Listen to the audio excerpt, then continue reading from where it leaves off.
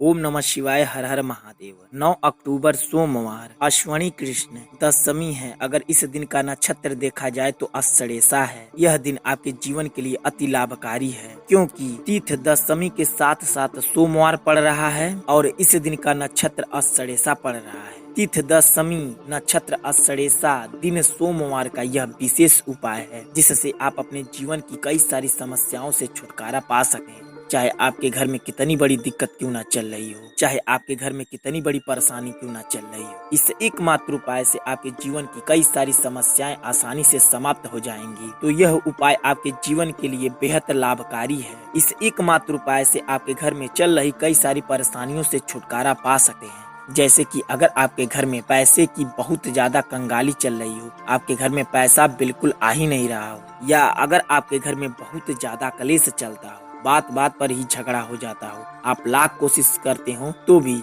या अगर आपका कोई बिजनेस रुका पड़ा हो तो भी, इन सारी समस्याओं से आप छुटकारा पा सकते हैं सिर्फ इस एकमात्र उपाय से। यह तिथि इतना बड़ा लाभकारी है क्योंकि यह सोमवार दशमी तिथि में पड़ रहा है। इस दिन का यह उपाय अगर आप किसी तरीके से भी कर देते हैं तो भी भगवान शिव का आशीर्वाद आपके जीवन को बदल के रख देगा। चाहे आपके ऊपर कितनी बड़ी दिक्कतें आ रही हो, सारी दिक्कतों का निवारण इस एकमात्र उपाय से आप कर सकते हैं। तो आपको यह उपाय कैसे करना है और कहाँ करना है और इसमें क्या क्या सामग्री लगेगी, सब बताएंगे इस वीडियो में। तो इस वीडियो को बेहद ध्यान से देखें और पूरा देखें, ताकि आपको इस उपाय में कोई भी त्रुटि ना हो, ताकि आपकी मनोकामना इच्छा अवश्य पूर्ण हो और शीघ्र ही पूर्ण हो। बताने से पहले आपको बता दें, अगर आप भोलेनाथ के सच्चे भक्त हो तो इस वीडियो को जरूर लाइक कर दें और चैनल को सब्सक्राइब करके बेल आइकन दबा लें। आपको इस उपाय के लिए सबसे पहले हमें हरा मूंग ले लेना है और आपको मात्र 3 बेलपत्री ले लेना है और आपको लाल चंदन का पाउडर ले लेना है।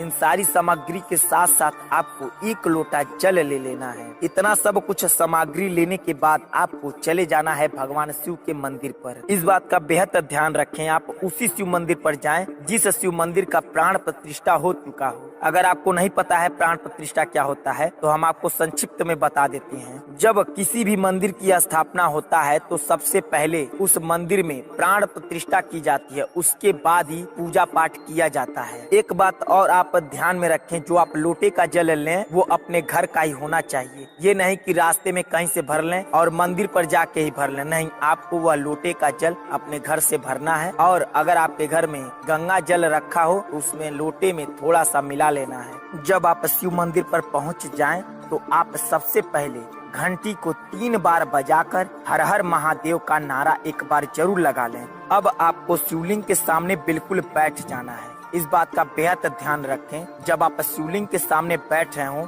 तो आपका मुख बिल्कुल पूरब की दिशा की ओर होना चाहिए और आपके सामने बिल्कुल शिवलिंग होना चाहिए। इतना सब कुछ करने के बाद आपको सबसे पहले चंदन लेना है और आपको तीनों बेलपत्री पर ओम बना देना है। किस तरह आपको ओम बनाना है आपको वीडियो में बेलपत्री के सबसे ऊपर वाले भाग में दिखाया जा रहा है, वहीं पर आपको किसी भी तरीके से ओम बना देना है। आप चाहे तो अपने साथ एक छोटी सी लकड़ी ले लें, उससे आप वहां पर ओम बना सकते। कैसे बनाना है, आपको लकड़ी में चंदन को अच्छे से लगाकर आपको एक बार में पूरा ओम बना देना है। आपको इसी तरीके से तीनों बेलपत्री पर ओम बना लेना है। अब आपको उसी चंदन से शिवलिंग पर ओम बनाना है। कैसे ओम बनाना है, आपको एक बार अपने उंगली में चंदन लगाएं और पूरा ओम शिवलिंग पर बना दें। कम से कम आपको 11 बार ओम बनाना है। इस बात का बेहद ध्यान रखें, जब आप शिवलिंग पर ओम बना रहे हो तो आपके मन में और कोई भी भावना नहीं चलनी चाहिए, बस आपके मन में ओम की धुन गूंजनी चाहिए।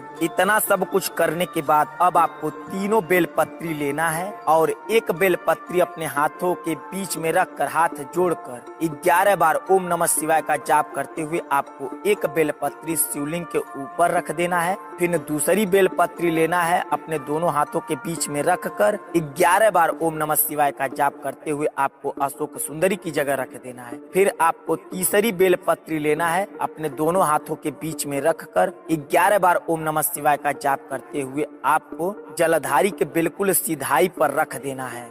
अब आपको थोड़ा सा मूंग अपने हथेली पर रखकर आपको दोनों हाथों को बंद करके कम से कम 21 बार ओम नमः शिवाय का जाप करना है। जाप करने के बाद आपको थोड़ा सा मूंग में लाल चंदन लगा दें। उसके बाद आपको थोड़ा सा मूंग लेकर आपको जो शिवलिंग के ऊपर बेलपत्री रखे हैं, जहाँ ओम लिखे हैं बेलपत्री पर, वहाँ पर थोड़ा सा मूंग रख दें। फिर उसके बाद आपको अशोक सुंदरी पे जो बेलपत्री रखे हैं उस पे जो ओम बनाए हैं वहाँ पर थोड़ा सा मूंग रख दें। अब आपको थोड़ा सा मूंग लेकर जो नीचे जलधारी के बिल्कुल सिधाई पर बेलपत्री रखे हैं, जहाँ ओम बनाए हैं, वहाँ पर भी मूंग रख दें। इतना सब कुछ करने के बाद आपको हाथ जोड़कर आंख बंद करके आपकी जो इच्छा है, जो मनोकामना है, ओम नमः शिवाय बोलकर अपनी जो इच्छा, जो मनोकामना जतानी चाहते हो या जाते हो, अब आपको हाथ जोड़कर आंख बंद करके आपकी जो इच्छा है, जो मनोकामना है, ओम नमः शिवाय बोलकर अपनी इच्छा या मनोकामना कह देनी है और ओम नमः शिवाय बोलकर खत्म करनी है। अब आपको अंत में लोटे का जल धीरे धीरे शिवलिंग पर ढालना है। इस बात का बेहद ध्यान रखें, जब आप लोटे का जल शिवलिंग पर ढाल रहे हो तो आपको श्री शिवाय नमस्तुभ्यम का जाप करना है। और कब तक जाप करना है? जब तक लोटे का जल पूरा गिर ना जाए। इतना सब कुछ करने के बाद आपको जो जलधारी के बिल्कुल सिधाई पर जो बेलपत्ती रखे हैं और मूंग रखे हैं, उसी के ऊपर लोटा रखकर आपको थोड़ा सा जल, एक दो बूंद, जो कुछ भी शिवलिंग के जलधारी के बिल्कुल सिधाई से गिर रहा हो, उसे आप अपने लोटे में थोड़ा सा रोक लेना है। अब आपको उस लोटे के जल लेकर वहाँ पर जो बेलपत्री और मूंग रखे हैं जलधारी के बिल्कुल सिधाई पर, उसे सावधानी पूर्वक उठा लें ताकि एक भी मूंग उस पे से गिरे ना। यह तीनों चीज, जल, मूंग और बेलपत्री लेकर अब आप अपने घर पर चले आएं। अब उस लोटे में थोड़ा सा और जल मिलाकर अपने पूरे घर में जल से छिड़काव कर दें। अब आपको मूंग को अपने मेन गेट के, अगर आपका गेट किसी भी तरफ बना हो, बस अपने ध्यान में रखकर उत्तर साइड उस मूंग को गाड़ देना है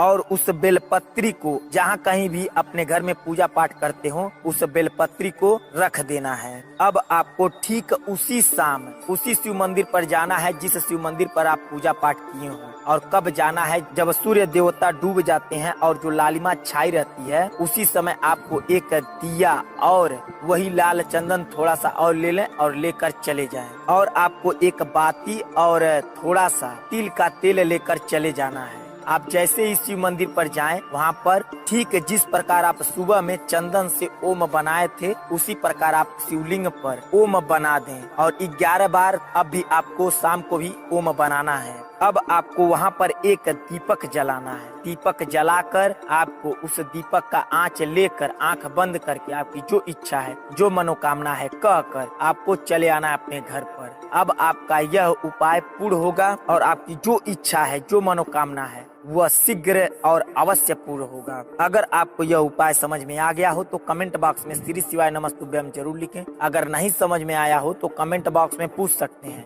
हम आपको वहाँ भी बताने की पूरी कोशिश करेंगे। चलिए मिलते हैं आपसे अगली वीडियो में, तब तक के लिए श्री शिवाय नमस्तुभ्यम। हर हर महादेव।